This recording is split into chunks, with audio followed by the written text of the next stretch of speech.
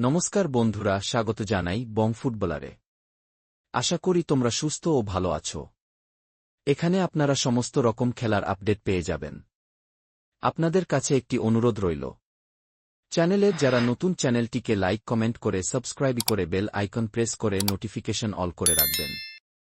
ISL season 10 ম্যাচের knockout 1 ম্যাচে কালকে কিন্তু মুখোমুখি হয়েছিল বেঙ্গালুরু বনাম মুম্বাই সিটি এফসি।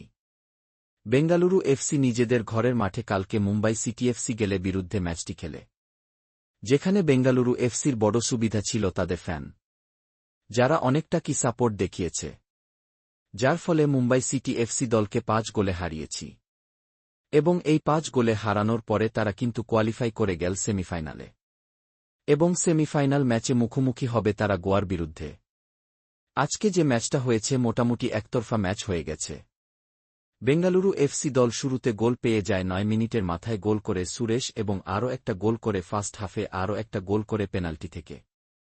তো প্রথম হাফে যে দুটি গোল করে এগিয়ে থাকে, দ্বিতীয় হাফে সেই গোল পরিশোধ করার জন্য খেলছিল, কিন্তু কোনো রকমভাবে গোল করতে পারছিল না মুম্বাই সিটি এফসি দল।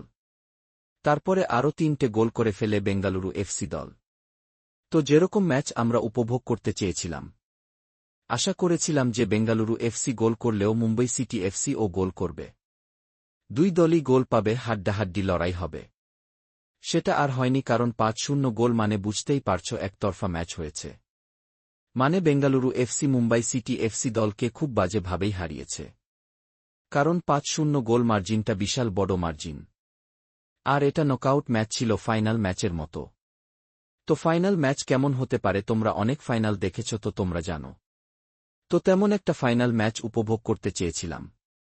Suresh, Mendez, Williams, Sunil Chhetri, Diaz, মানে 5টা ডিফারেন্ট গোল স্কোরার আজকে কিন্তু গোল পেয়েছে।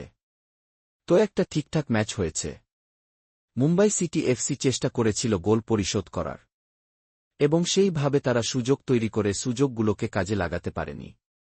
তো বেঙ্গালুরু এফসি দল তাদের নিজেদের ঘরের মাঠে ম্যাচ খেলছিল, তারা যেভাবে খেলার কথা ঠিক সেইভাবে খেলেছে, তার থেকে বেশি ভালো পারফরম্যান্স করছে, এবং যোগ্য দল হিসাবেই এই ম্যাচ থেকে 3 পয়েন্ট পেয়েছে বেঙ্গালুরু এফসি এবং জিতে তারা সেমিফাইনালে কোয়ালিফাই করল।